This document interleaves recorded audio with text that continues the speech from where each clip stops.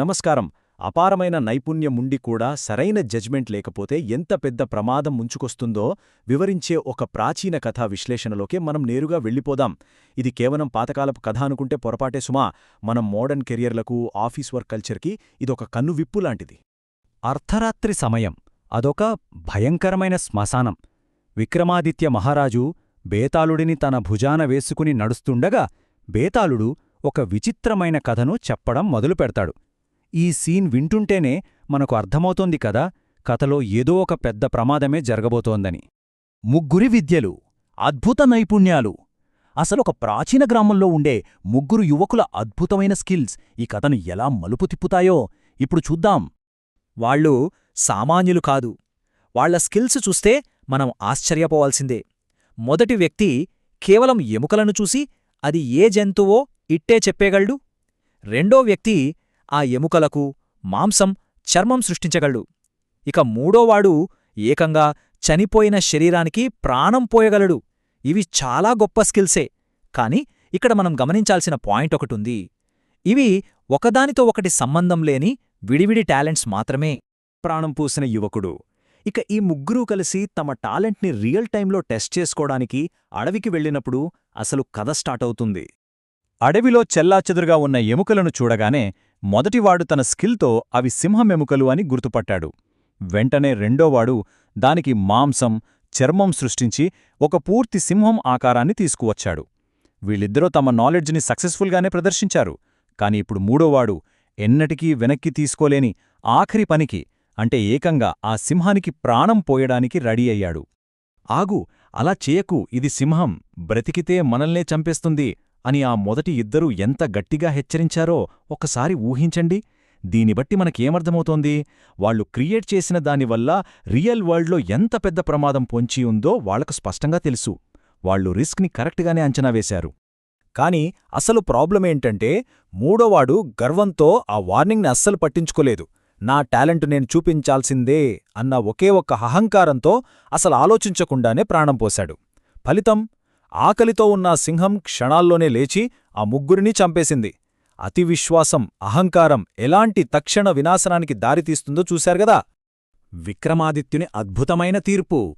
ఇక్కడే బేతాళుడు కథను ఆపి మహారాజు ముందు ఒక లాజిక్తో కూడిన ప్రాణసంకటమైన ప్రశ్నను ఉంచుతాడు. మరి మీరేమనుకుంటున్నారు? ఈ ముగ్గురులో అసలు తప్పు ఎవరిది? సింహాన్ని క్రియేట్ చేసిన మొదటి ఇద్దరిదా, లేక ప్రాణం పోసిన మూడోవాడిదా? ఇక్కడ ఒక్క క్షణం ఆగి ఆలోచించండి. మహారాజు చాలా పర్ఫెక్ట్గా ఆన్సర్ ఇచ్చాడు. ఖచ్చితంగా ఆ మూడో యువకుడిదే అసలు తప్పు అని తేల్చి చెప్పాడు. ఎందుకంటే మొదటి ఇద్దరు తమ టాలెంట్ని మాత్రమే చూపించారు. అందులో ఎవరికీ హాని చెయ్యాలన్న ఉద్దేశం వారికి లేదు. కాని మూడోవాడు అలా కాదు.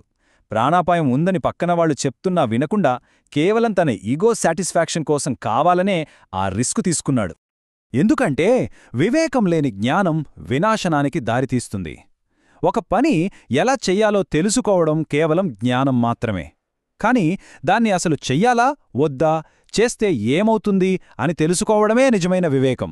ఈ ఆన్సర్ వినగానే బేతాళుడు నవ్వి మళ్లీ చెట్టెక్కిపోయాడు. వృత్తిజీవితం, కార్పొరేట్ పాఠం. సరే, ఇప్పుడు ఈ ప్రాచీనకాలపు జడ్జ్మెంట్ని మన మోడర్న్ ఆఫీసులకు, మన వర్క్ లైఫ్కి ఎలా అప్లై చెయ్యొచ్చో చూద్దాం. ఆ కథలోని పాత్రలను మన ప్రస్తుత ఆఫీస్ వాతావరణంతో పోల్చి చూస్తే మొదటి ఇద్దరు యువకులు కేవలం తమ పని తాము చేసుకుపోయే టెక్నికల్ కాంట్రిబ్యూటర్స్.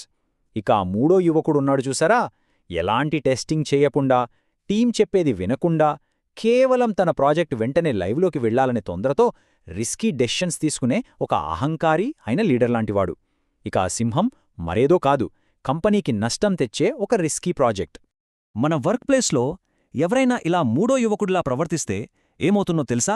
ప్రాజెక్ట్స్ ఫెయిల్ అవుతాయి, ఇన్వెస్ట్మెంట్స్ మునిగిపోతాయి, టీం ఇచ్చే ఫీడ్బ్యాక్ని పట్టించుకోకపోతే ఆఫీస్ ఎన్విరాన్మెంట్ అంతా పూర్తిగా టాక్సిక్గా మారిపోతుంది. చివరికి ఒకరి అహంకారం వల్ల కంపెనీలు కోలుకోలేని భారీ నష్టాల్లో కూరుకుపోతాయి. జ్ఞానం వర్సెస్ వివేకం, నిజమైన నైపుణ్యం. ఒక ప్రొఫెషనల్గా మన నిజమైన వాల్యూ ఏంటి అనేది ఇప్పుడు చూద్దాం. ఇక్కడ తేడాను గమనించడం చాలా ముఖ్యం. జ్ఞానమంటే కోడింగ్ చేయడం, డిజైన్ చేయడం లేదా డేటా అనలైజ్ చేయడం లాంటి స్కిల్స్. కాని వివేకం అంటే రాబోయే రిస్క్ని ముందుగానే అంచనా వేయడం, టీం చెప్పే వార్నింగ్స్ని ఓపికగా వినడం, అసలా పని చేయడం ఎథికల్గా, బిజినెస్ పరంగా కరెక్టేనా అని ఆలోచించడం. ఒక పని ఎలా చేయాలో తెలుసుకోవడం ముఖ్యం, కాని దాన్ని అసలు చెయ్యాలా వద్దా అని జడ్జి చెయ్యగలగడం అంతకంటే ముఖ్యం. ఫైనల్గా ఈ విశ్లేషణను ముగించే ముందు ఒక ప్రశ్న. మన భవిష్యత్తు కెరియర్ అనేది కేవలం టెక్నికల్ స్కిల్స్ని గుడ్డిగా ప్రదర్శించడం మీద ఆధారపడి ఉంటుందా, లేక ఆ అద్భుతమైన స్కిల్స్ని ఎప్పుడు, ఎక్కడ, ఎలా వాడాలో తెలిసిన వివేకం మీద ఆధారపడి ఉంటుందా? ఎల్లప్పుడూ గుర్తుంచుకోండి, కేవలం స్కిల్స్ ఉండటం కన్నా సిచ్యువేషన్ని కరెక్ట్గా అర్థం చేసుకునే కామన్ సెన్స్, వివేకమే మనల్ని నిజమైన విజేతలుగా నిలబెడుతుంది. ఆలోచించండి.